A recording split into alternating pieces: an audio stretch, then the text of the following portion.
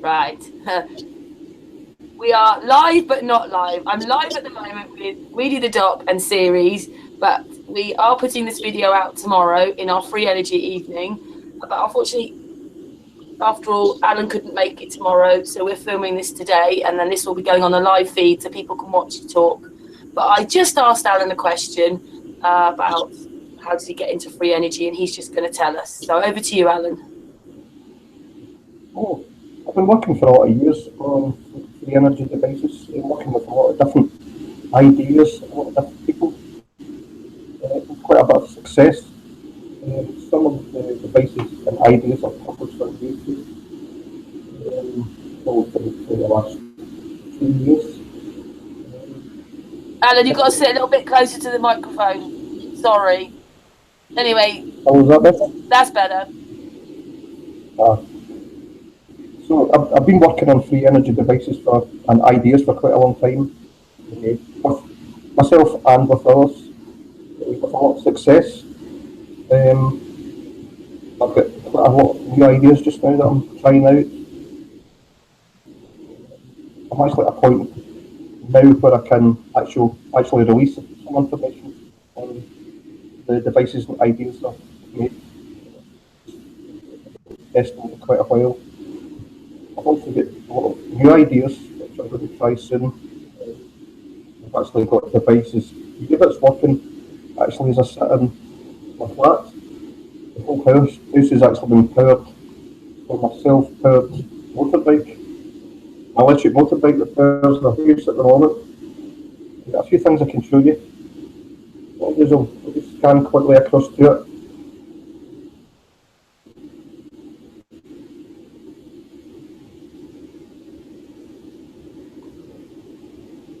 So basically your kitchen and house is a laboratory then? There's motorbikes, electric vehicles and all sorts. And this electric bike is actually running the house at the moment. As you can see. Really? Yeah.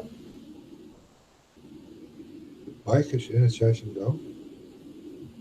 And I'll turn right round to another device that's on the table. Sorry for the camera shots. That's a device which I showed you on a video earlier. I posted on YouTube for series on yourself, Karen, and I'll explain different parts of that and how it works and what I'm going to be using it for. Okay, well we can use that tomorrow as well. Yeah. Right now. I mean, when I met you at the Space Centre in Leicester in about March, and I just couldn't believe it because everybody went round to play with their cameras, and then I got left with you, didn't I? We got left together. And I started talking to you. I just couldn't believe it because the night before, Sirius had told me that he put the Tree of Life on, and we lived in the Heart Garden, the Tree of Life. And the next day, I heard the man who had the heartbeat. And I was just like, that whole day was just amazing. I was saying, Sirius, we need this man. Yeah, it was good to that, man. I got hold of it. I don't want it. Is there any way, because obviously people are quite interested in these scalar waves because, you know, we know that they're using them for all sorts of things. Yes. Explain again about the scalar waves. This is how you knew we were flat, isn't it? Well, basically, scalar waves are natural waves that is found in all sorts of materials, minerals, and all sorts of places on the Earth. And scalar waves are actually best emitted from crystals. All sorts of crystals emit scalar waves. Quartz being a good crystal, amethyst being the best. So what I did was I used a piece of amethyst crystal, and through a process of programming, I managed to open up the crystal to insert information into the crystal. By using quartz crystal to open the amethyst crystal and enter some information I could use at a later point. I could say. Basically, the idea was to emit scalar waves, but in pulses like an EMP. So basically, the crystal would emit pulses into the atmosphere. From the top of the crystal, the resonance would start in small rings and actually build up and build up in power as it rises and expands. It was these expanding scalar rings that I found out, well, found proof that the firmament exists. Because these expanding scalar rings hit off the firmament, because of the way it's shaped in a dome, it comes back to Earth in a focal cone, focuses back down to where you transmit the frequency, a focal cone. And that was the first indication I had that the firmament was real. There's a dome above us. Whether that's glass or it's Just to explain to people that you were using your work equipment, you were doing it for a reason. You were doing work for them when you realised what it was telling you. Yes. And when we talked that day, you know it's a frequency. Yes, it's definitely. But you're not sure about anything else. I don't know, because I can't see it, physically see it. I don't know whether it's solid or it's a field or, like you say, a frequency.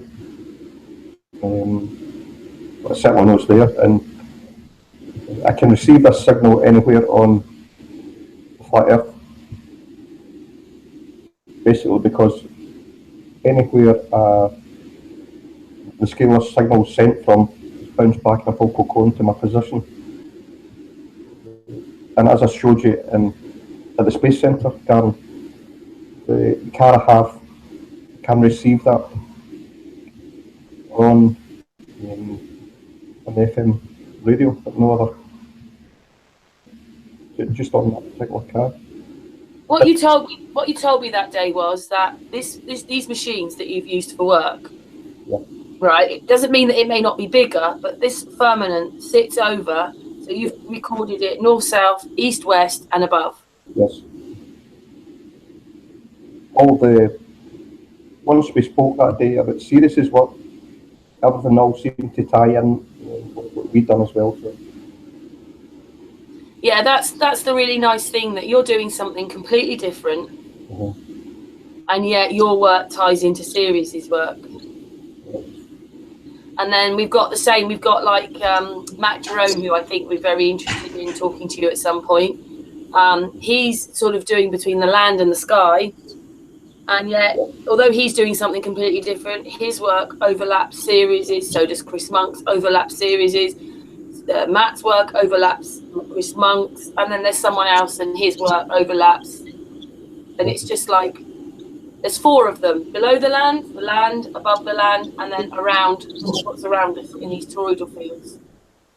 So that part's really amazing. But that's the amazing thing, is that you saw through your work that Sirius's work fitted into your work, didn't you?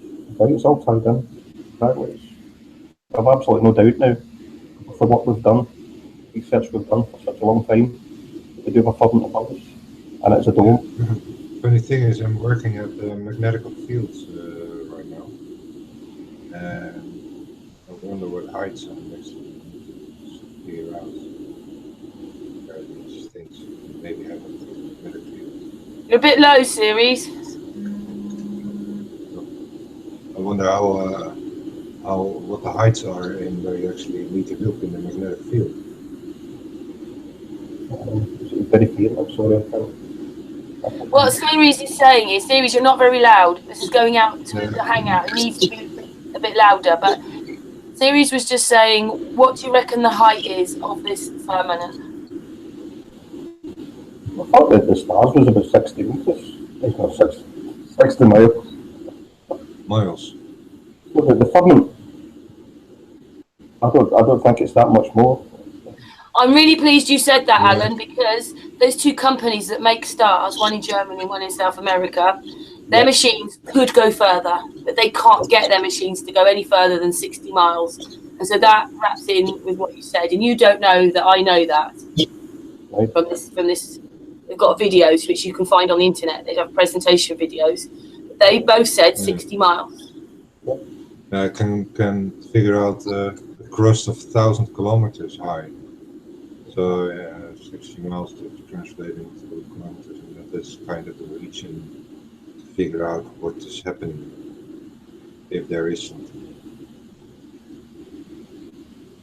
Yeah, well, you two probably need to talk a bit more about that. But just asking, Doc, was it your work that made you get into the crystals and free energy, or was it something that you were already interested in, and then once your equipment's telling you it's flat, then you carried it? Free energy, or all of unity, I should say. Free energy that turns one about these days. Doesn't really exist. You've got to sit a bit closer, Alan. You're a little bit muffled. We can't sit. Free energy is a term these days that's been thrown about. It doesn't really. Nothing's free. You have to have something to begin with. It's a matter of using that, whatever you have, and taking more out of it. That's how it works. You hopefully that this gets open source so that people can do this themselves. That's your main goal, isn't it? That's the main goal, yes. At least try. Given the choice to all their own devices have something done it for them. You have to sit a bit closer, Alan. Just that little bit closer makes such a difference. Yeah, the mic is like you need one for a headset or something. Yeah, he hasn't got one. That distance we don't hear. You're just too far away. You need such a distance. The difference makes it just. Yeah, you need to sit as close as you can to the microphone, Alan. I know that's a bit annoying, but kind of talk into the mic. Yeah. It might come through better recorded because our panel doesn't. That's it! Yay! Alan's in the screen.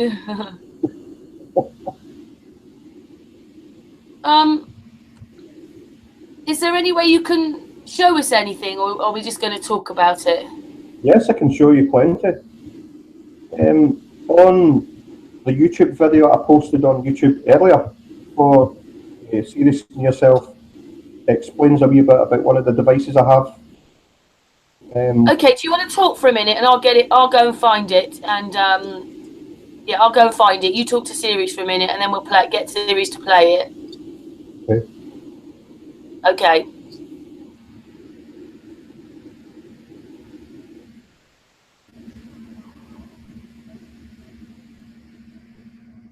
Would you like a closer look? Yeah, go on then, because you've got to talk, because this is going out. People will be watching this, but I'm just going to go and find the link on YouTube. So, Series, keep talking.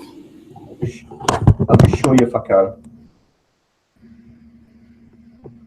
Right, this, if you can see it, is the turning wheel. This is an RF motor.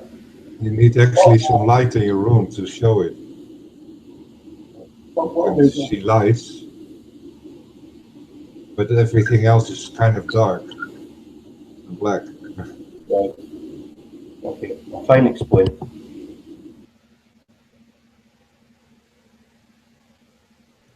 Sorry, no sound then?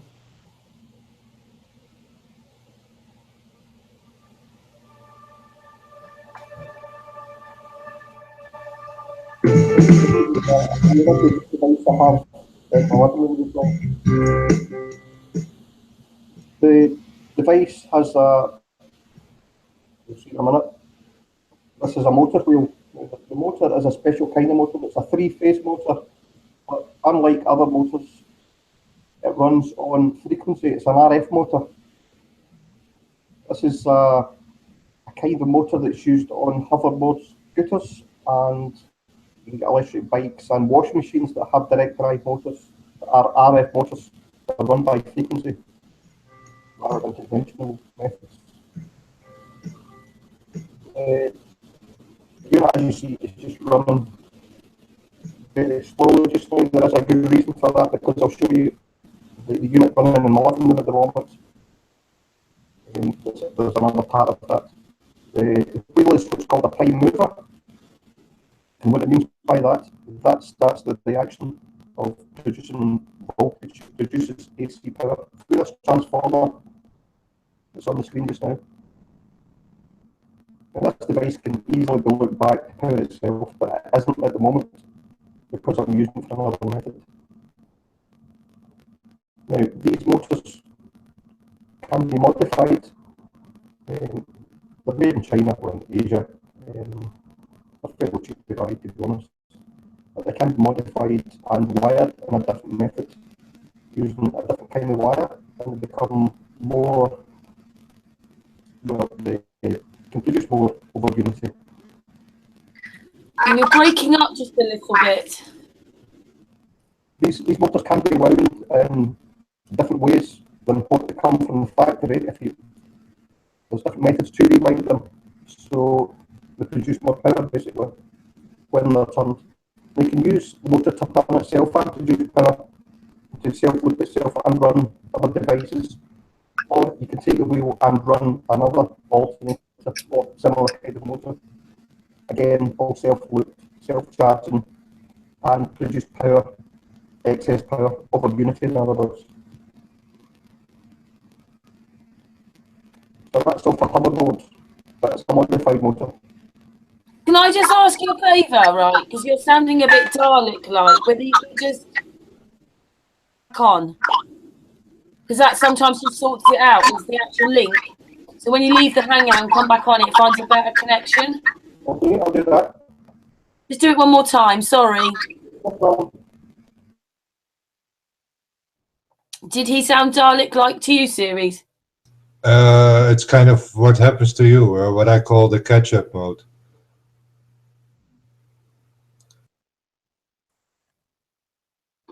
You see, it's not our fault. It's something that they're doing, or the internet. Or you would think by now that they could handle the internet, considering it's supposed to have all these satellites looking after us. There, he's back now. Hello, Alan. Back. Yeah, but you've got to sit closer to the mic. You're clearer, but sit closer. Sorry, Alan. That's all right. Next time I'll have a headset with mic. A lot easier. You know what you could do, don't you? You could turn your camera off and then have the iPad next to your ear, a bit like a telephone, and then we could hear you better. I know you're a real person. I know you're a real person. I've met you. So you could turn the camera off and then have the tablet right close to you. Yep. Yeah, that's a good idea. Because I really want to hear what you've got to say. Yep. Then it saves your bandwidth. If you take the camera off, it saves your bandwidth. I'm trying to do that at the moment, but it's not happening.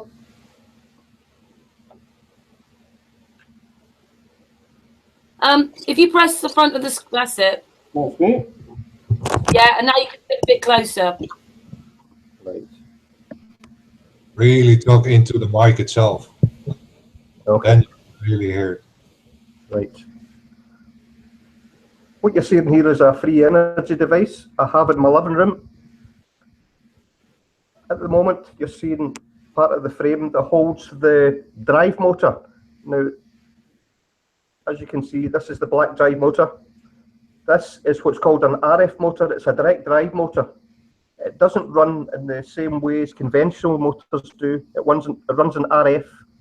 It resonant frequency it runs on.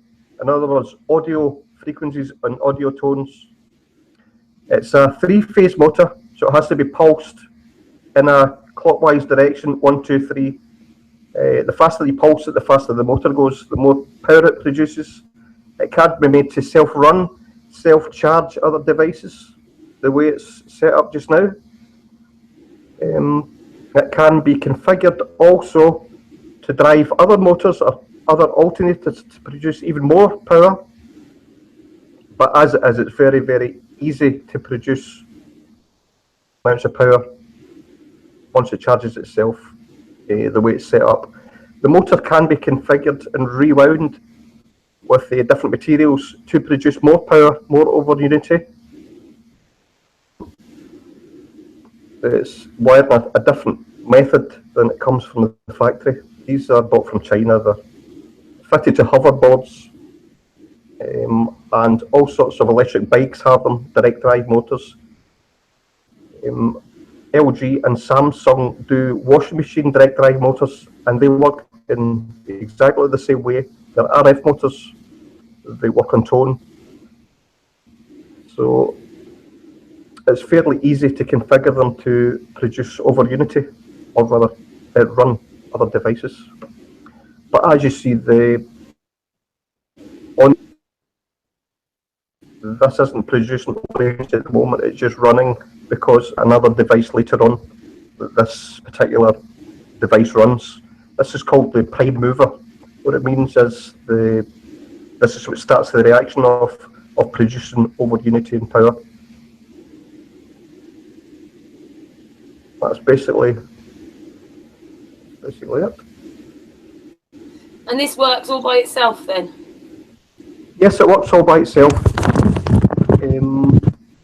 At the moment, it's not configured to self-loop, but it's easily done. I could actually show you tonight, but the electric scooter that I showed you earlier, that's actually self-looped and working by itself. It hasn't itself at the moment. I'm running the house. And how much would this kind of stuff cost for an average person to make? Well, if you made it properly and you produced it in China, mass produced it, you could make it for a few £100. You could certainly sell it for not much more. How much is that powering at the moment then? That at that size, what you're doing, how much electricity would you get? This is just a smaller model. The only thing I don't have connected to I can't power the cooker. That's the only thing at the moment. But I will modify everything to work to produce power to use the cooker, basically. It's a prototype device at the moment. And what Alan was hoping for the future is that you'd be able to open source this and everybody would be able to make their own devices in their own homes to be free. Yeah, that's right. Well, if we were allowed to do that, I think. Because you know, don't you, that the power stations aren't really making power like they tell us. No, they're not. No, it's like it just comes to them. Let's just say. I find it really weird now, Alan, that they've taken us to they go nuclear power. All that is a disease, really, or whatever it is, whether they're using those cores and they're so. Well, they're telling us they're radioactive. That everything's just so bad about it when we could have been using this. That's right. For nothing. Well, for a few £100. Mm-hmm. Basically, all they're doing is boiling water in nuclear power stations, producing steam, producing power. But even that, you can take power from the atmosphere, like what I've spoken about in the past, and to do. And there's methods that power companies use to be paid for, but that's for another video.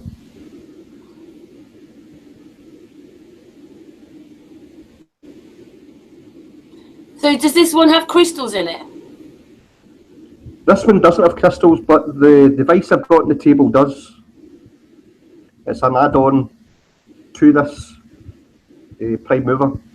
So what works better then, the crystals or you doing it with wires and things? But everything together, but it's primarily it's crystal that produces more current, more usable current. Because what I'm basically doing is I'm producing clean electricity. The power you get out the socket, that's dirty, that's dead power. It can never be transferred from the socket into anything good again. It's dead power.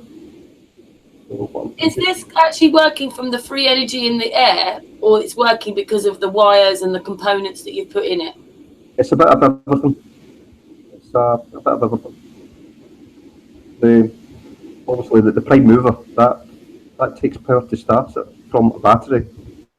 But so, knowing you before, when you were using crystals, why have you done this? What's this version for? What, to see if you can make it in just as many ways as you can without actually turning a switch on, and using the main grid? Yes, well, the idea was to make a device that's small enough to fit in the house to run your average family home, that would be safe, so to build from off-the-shelf components, something that everybody could do or have somebody do for them. That was the idea behind it. Some of the early devices used the plasma, which I tried to come up with other ideas, because plasma is quite dangerous. So, as we asked you to come on and show us your device, Yeah. Is there any way where we can direct people just to your YouTube channel? Yes, I've got a YouTube channel, Weedy the Doc. I think there's about 45 videos on there. Not all for the energy that are mine, but the scooters So, on. are you happy with this? You're happy with what you've done? Because I think it's amazing. Well, it's a step forward. It's been proven to work. The technology and the ideas it's been proven to work, because it's running 24 hours a day. I'm constantly at it, trying to change different parts of it, test different ideas, test it for safety. I've got to a point now where I'm happy.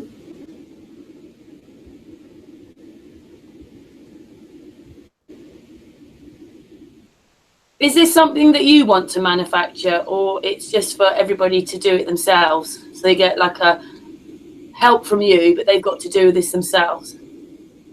Yes, well, I would like people to do it themselves or have it done for them, and then it basically stops it from being stopped. So the idea is out there, so that everybody has the choice. Well, they want to go off grid or stay with power companies. It's up to them. At least repeat the experiment, and then build on that on your own direction of what you can do with it. Absolutely. Well, maybe somebody out there watching this is into all this anyway and might get in touch with you more as a project, or maybe someone even higher who's going to wake up and realise that many of us are going to start different things. We're going to start listening to people like the Doc.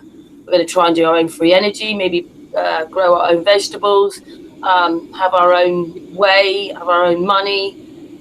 This is what this is about, because we've just been so lied to. Yeah. Another one of the ideas was, when I was producing power, distill water at the same time. You've got a solution. Basically, you've got free power to go off grid. You've got a built-in appliance that can distill water within the device. That was another one of the avenues I was going down. I also get contacted yesterday by a gentleman that is quite interested about asking about getting into production. Cool, that would be amazing. That's what I mean. Maybe someone else will, yeah, well done. That was yesterday afternoon. I got a contact, so I've been in touch with the person. I just need to make sure it's all legit and above board. Yeah. We're sitting from the same hymn sheet as I am. Because there's no debate for you, is there? No. We're not on a ball. Yeah. I just remember you explaining that, like with your bits of machinery, when the scalar waves went up, because they come back almost immediately. It's just done. It's happened. That's right. That's what proves that there's a firmament up there. And if we were on some spinning ball, those scalar waves would just go off and off and off and off. That's right. And they don't. They immediately come back, which tells you that we're in an enclosed system of some kind. Yeah. Another way to think about it is, if you take a ball and put a dinner plate on the ball upside down, this would give you an indication of where your signal would start on a flat earth. Obviously it's on a ball, so you see that the signal wouldn't continue on round any part of a globe. It's absolutely impossible to live in a globe. We've been I know this is a tiny bit diversing because we are looking at free energy tonight, but artists went and did some digging. He came up with all these articles that in the year 1900, if you went around saying that we lived on a ball, you went to prison. Yep.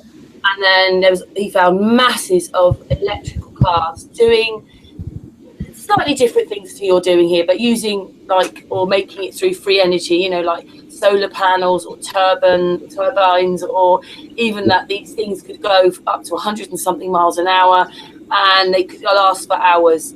And then all this production's there, and then we get the First and Second World War, and when we come out, we've got gas cars, televisions, and we've got space and a ball.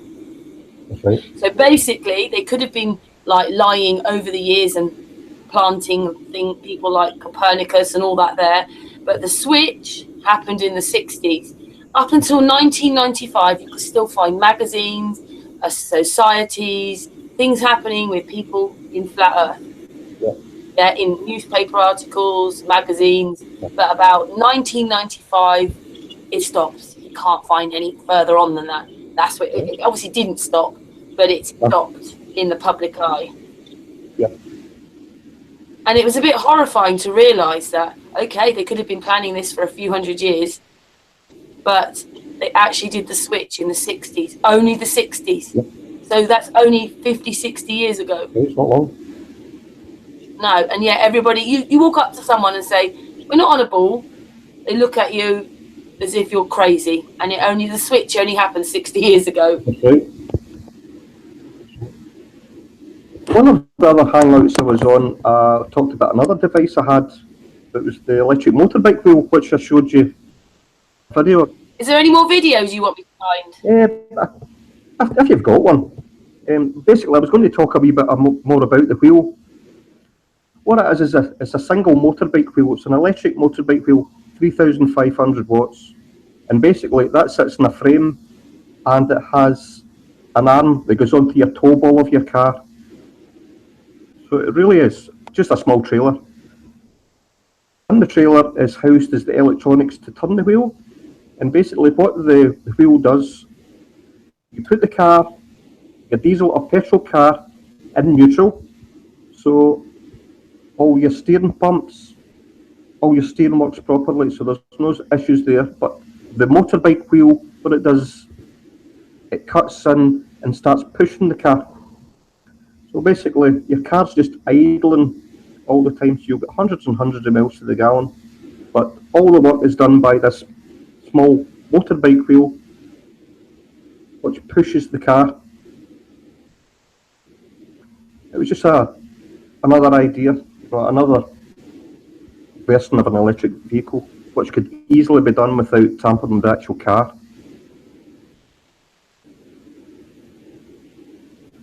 On the trailer itself, you wouldn't need batteries either, because the power is run from the car. As the engine turns, even as it idles, it still produces enough power to charge the onboard battery in the car and all the electrics, and would easily drive the wheel. That's just another idea. Well, they all sound really good. Doing different experiments. Yeah. But just in case people didn't hear it very well, because I'm just finding one. Right. Explain again in your words so that they know that I'm not saying it. When you saw Sirius's work, what did you think? Well, the research work that I'd done throughout the years, myself and with a lot of others, everything seemed to point to the same directions as what Sirius was studying and the answers he was coming up with. When I went to the Space Centre and spoke to Karen, and she explained everything about Sirius's work, everything just all made sense. Everything certainly tied in with the work that I'd done and others had done. I was just amazed on that day. I really was. It certainly wasn't chance. So was I. I just couldn't believe it. Like the series talking about the Tree of Life fitting over now when we lived in the heart garden of the Tree of Life, and then I sat in your car, and I did hear it, but I didn't record it because you went to find it, there it was, and then when you went to play it again, it wasn't there. But I've heard the video; it's exactly the same as I heard. So you know, I've heard it twice: once through Alan's car, and once on a video he's made of this heartbeat, which sounds like somebody's walking around. Yeah, you might wonder why the electric universe research group from faulty project is actually kind of kicked out the mainstream time. They're real scientists really into their subject. They realize how it works. And like, why Can't hear you, series. It's very faint. I could hardly hear him either. Yeah, I hear a lot of background noise. Yeah, I think it's a little bit from Alan's, but we can hear in series. I found one. It's got the Sun and Moon Group response video to electric cars. That's the one you want me to play with the wheel? Yes, please. Give us people Okay, I'm going to get that one up. But it is typical, isn't it? It's such an important subject, and we've got like volume problems. That's right. Yeah. The video shows it's such a simple idea, and could be produced for quite cheap. There you go, series. And from meeting you as well, now we are, you know, good friends, and really appreciate you, Doc. And the bit you weren't here, we missed you. Yes, I must use too.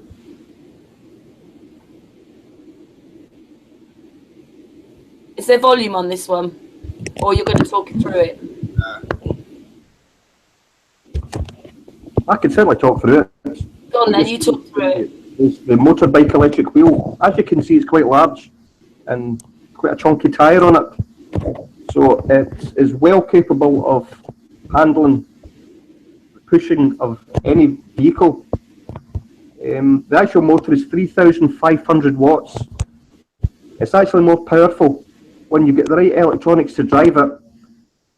Our engine is.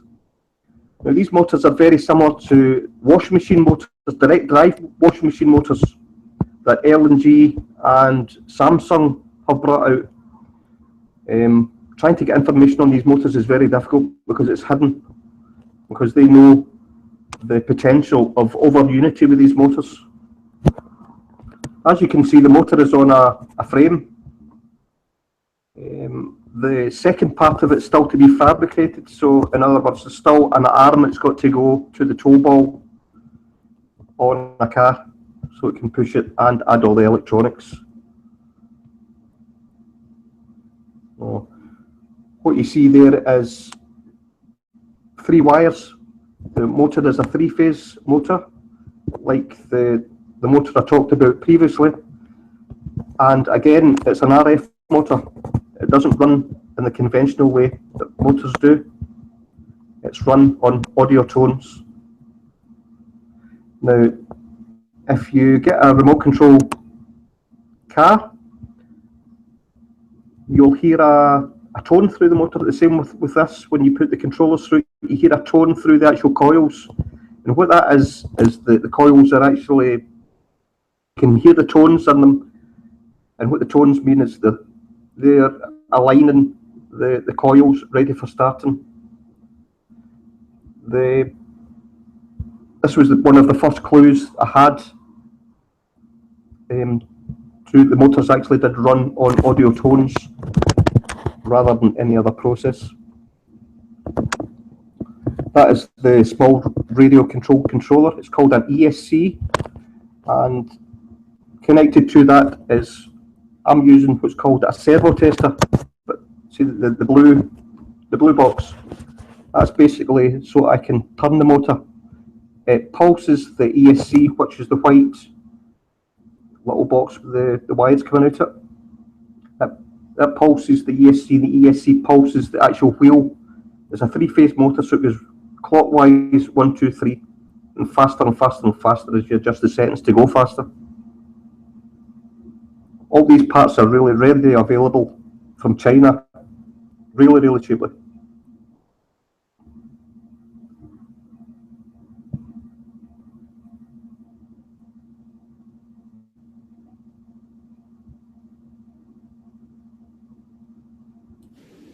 So another way of doing it.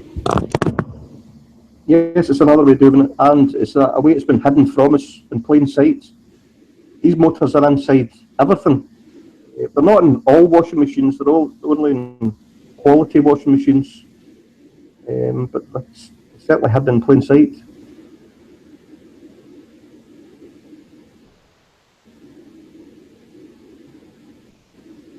Well, we thank you very much for all your effort that you do, because you're another piece of this puzzle that we're in, doing something else, and we're really proud of you, Alan. And we'll have to probably thank you later on with people like you getting this free energy out, and in the end we'll go back to things like this. I have to say though, I went to work at this place, and the lady was telling me that their whole building, they've dug into the ground and they've gone down to this layer, which might be, I don't know, maybe a quarter of a mile down. Well, this is what they're told. Yeah. And it's warm, this layer, and they're drawing the electricity from there. So their building is coming out, their electricity is coming out of the ground. Yes, there's a heating system that works like that. I think what you're talking about is slightly different. The heating system that I'm talking about is ground basis, but it's underground, and it produces hot water from the earth. This has gone, but the sounds of it, this has gone a step further. What you're talking about, Karen? Well, maybe she's made a little bit of a mistake. It may only be the heating, but she knows that at least a part of this building, because she was telling me, and she's in her 80s. Yeah, because she just was looking it up, because it's in, when they look at buying these more elderly people's apartments and that, it's obviously stated in a brochure that this is how they do the electricity. That's what she remembers. It's the whole thing, but maybe it's just the heating. But what's really annoyed me is that, like the electric cars, for instance, that was like 1910, 1918, artists were still finding them. Imagine what we would have been driving around in now if they'd kept electric cars. And then how much free the air would have been, no fumes. That's just the whole thing, what we'd have been driving around in. And then when you think, well, if they can draw it from the ground, you imagine if there was a blackout or a war or anything, everybody would still have electricity. Because they'd be getting out of the ground through their houses. It's like, why wouldn't they want that? Right, it's crazy. Another piece of technology that's actually in there is like young child and parent of state, and you have control of them. We're just slaves, and that's why everything is a business model to make profit. Slavery. It's got to be, because look at oil and petrol to make the money. I mean, we know it is, but it's just like, if we'd been electric, we'd have had no fumes in the air, and imagine what we could get out of these things now, because we'd be 100 years on, and they'd be free energy, and now they've got petrol, oil, all these, and out of that you make plastic, and it just goes on. That's right, and we used to sell a lot of rubber, making tyres, and tyres that wear out constantly. People's always having to replace them. Why cars are on the ground? There is technology there to make it different. So annoying that they took us the other way. Yep. It really is, because we'd be a lot more self-sufficient, because each house would by now have its own, probably it would have its own thing, and it'd be right. It is practically pushing us as well to actually wake up. So drowned in fake fear.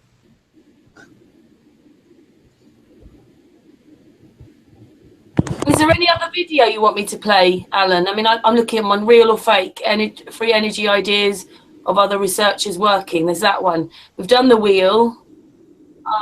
Yes, there is actually a good one there. If somebody's come up with a good idea, it works in momentum. Basically, thinking of. I'm thinking of my antenna. Works principle.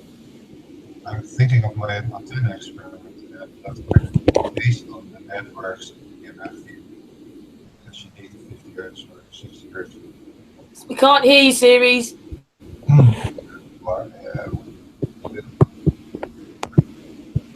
Hang on a second. I think it might be Alan's drowning Series out. So just for a moment, Alan, I'm just going to turn you down. Right, now speak out, Series. What was I talking about?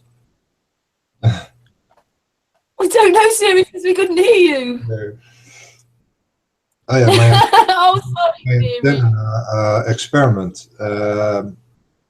It's basically just based on the EMF frequency of your network's provider, and what you do is build an antenna around that so you can catch up the EMF field, and you shorten that with the Earth with a circuit in between, either AC or DC. Make it a direct current with its diode bridge to get a direct current, and there is a huge potential in that power in there, and I can with one antenna already catch 1 milliamp on 220 volts, and with 10 milliamp I can run, what is it, more than 100 milliamp on light, and it's not that really bright, but it at least burns it all. And I think even loading up batteries, 12-volt batteries. And yeah, I'm wondering if that is not enough power to actually sort of have an initial power source out of where you can actually amplify way more through other methods. That your own home network is kind of the provider of the initiator, so you have power. And you can go up till 40 milliamp before your earth wire connection is through the house. Is the shortest way, but you need actually to make an earth connection for yourself.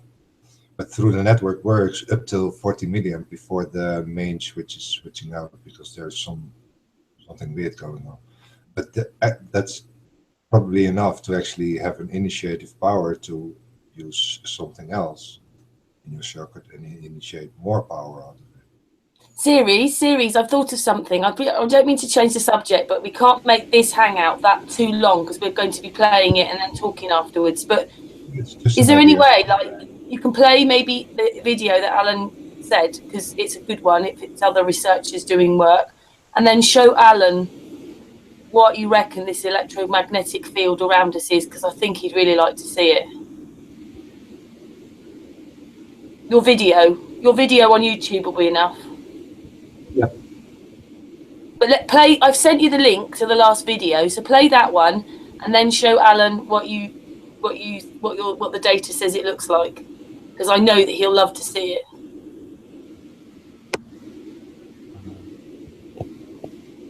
Is that the last one?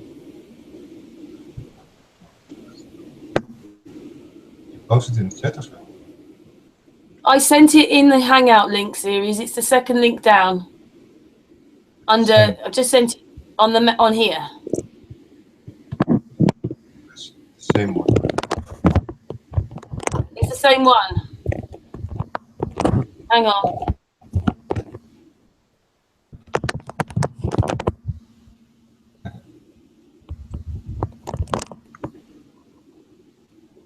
So, see, Alan sounds like he's an astronaut. Those are the noises the astronauts make, like that, but slightly more watery, because they're in water or something. Right, there you go, series. So let Alan talk through this one then.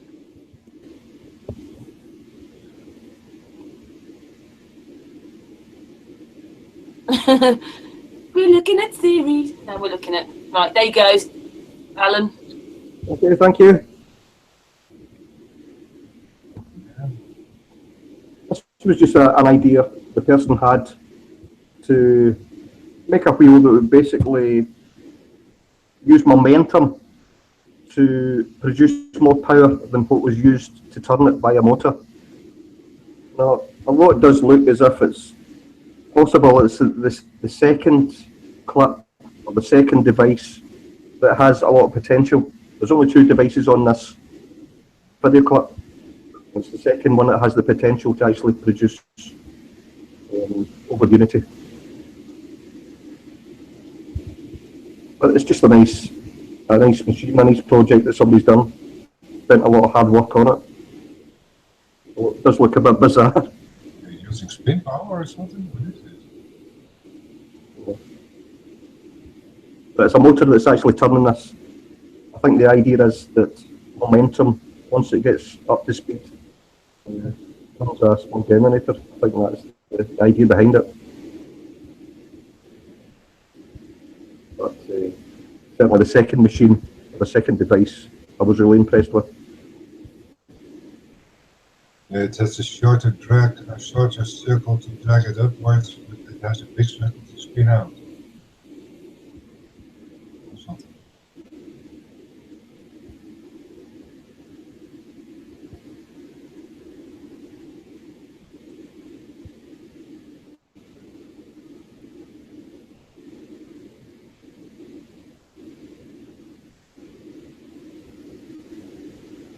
Yeah, that's the machine. You can see once this gets started, the momentum carries it. Just like the big wheels that used to be on the steam engines, the big flywheels. That's what they were used for. And they used them in engines around that time. And there's only one with a chin. It does look a bit bizarre as well, but it definitely has the potential to work.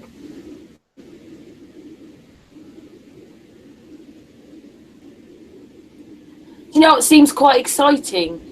Well, I'm very excited that we've met you and that you're doing it, Alan, but even you are trying different ways. And it's not just one way, that people are trying many different ways. That's right. That's quite exciting, isn't it? That everybody's trying, well, lots of people are trying. Yeah. This is based on the z-axis of the field. What I discovered in the magnetic field was that the z-axis was with a way higher test number. Northeast, north and northeast, southwest, it's a way lower number. Up and down has a way higher number of I've just got to turn Doc down because I can't hear Series. 1 minute, Doc. Right, go on, Series. In the magnetic data, the z-axis has a way higher number. It's in the 50 or 60,000 nano Tesla, and horizontally over the horizon, east, west, or north, south, is in the 3,000. Speak up, Series. So it's a way, the z-axis has a way bigger Tesla field. And that's apparently up and down. Series, you've got to speak up. No, I can't speak louder. I've turned him down now. Mute Weedy. This background sound completely takes over mutes my sound. And I'm not that loud. No, you're not that loud. You're not as noisy as me, Series.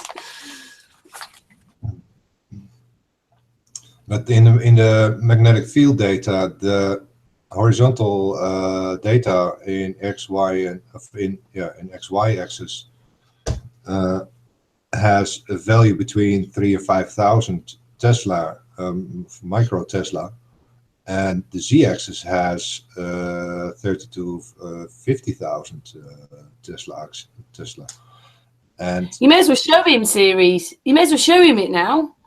We've seen a bit of this. We know this hangout can't be the longest, but Alan won't have seen this. So just show him. I want to see what he says, Series. It's just how they notate it in their table data. The property of the of the direction, the three-dimensional direction of the magnetic field in z-axis is, what is it, 10 times higher at least than that of the x and y axis. And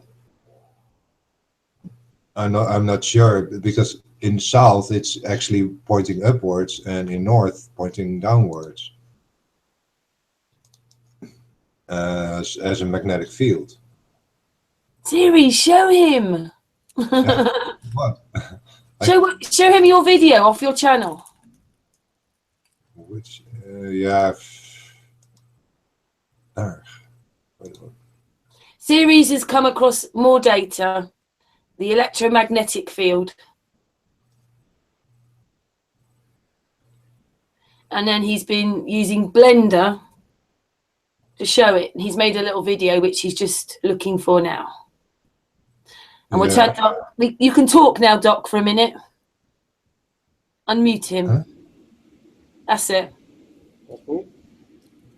But you also have to speak into your microphone. But I think we've done quite enough for tonight. You know, well, it'll be tomorrow night's hangout. So once Series is showing this, we'll just talk a bit privately, okay? Okay, then.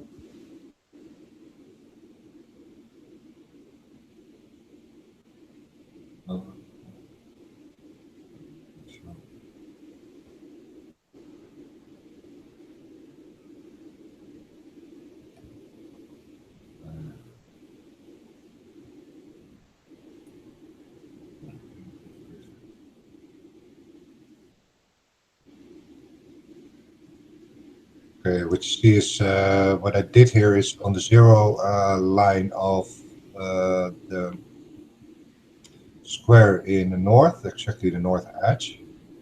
I took every position in the level, what is it, 8 grid, I think,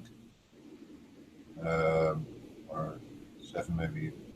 And I took a reading of the first 15 kilometers, and from every position I follow the magnetic line, and that creates this image of all these lines who were followed up till 15 kilometers high. We're looking from the north to the south, and in the middle you see where the 0 point of the magnetic field actually is. The latitude 0 and longitude 0 point. It's exactly the middle line. And you see even that the side one is going into through the loop, actually into itself again, into the middle here, and it comes here as well out of it on the other side into itself. And you see that from the north to south we have one connection in magnetic fields, and then you see also that in between where it goes away actually is another one, but isn't connected through the world. And then here in the south also you see another one, but it's not drawn in here. This is just a simple scan of 1 point on one line from the north.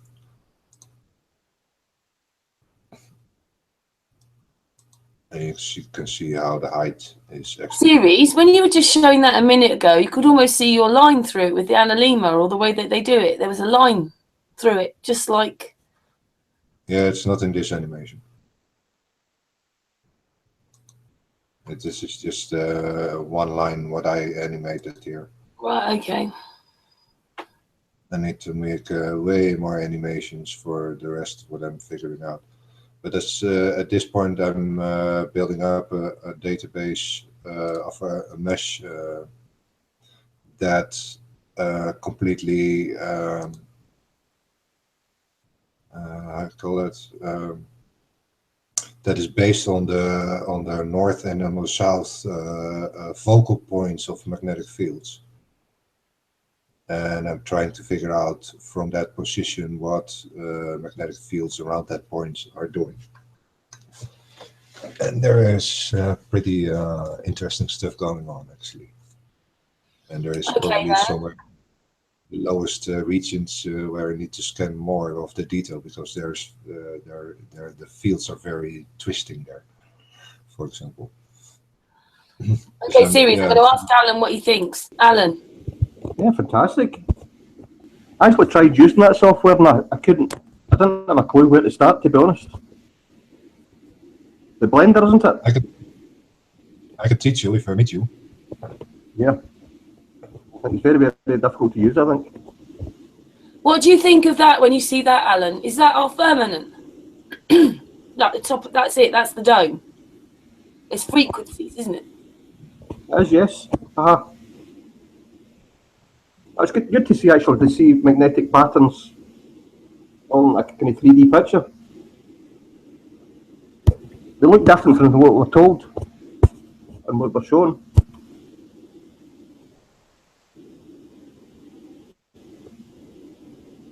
Yeah, but I'm 25 miles an hour. Oh.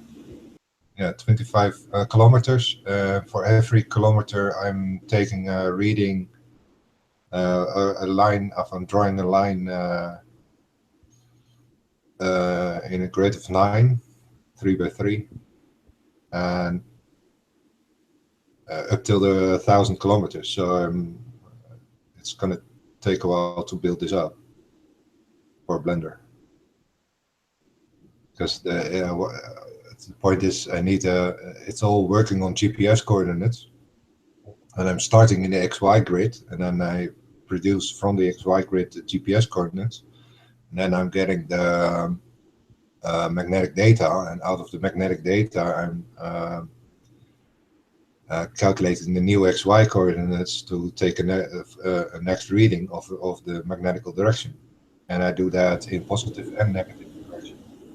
Can I just say something, Ceres? We've asked Alan here to do free energy. We can talk about this on a private one now. Do you think we should say goodbye, because we've been going for an hour? Yeah.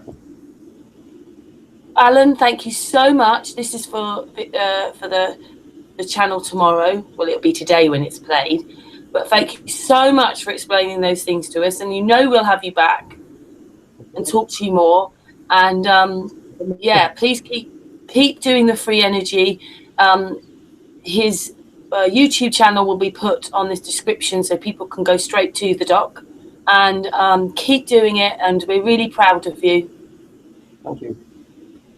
And we're going to talk off air now. So I'm just going to stop the broadcasting because this is for the hangout today, today. Anyway, thank you, Ceres. Thank you, Doc. And I'll stop broadcasting and then you carry on talking. Right. Hey, Ceres is back for a hug. I'm hugging, but I'm just going to stop broadcasting. Right.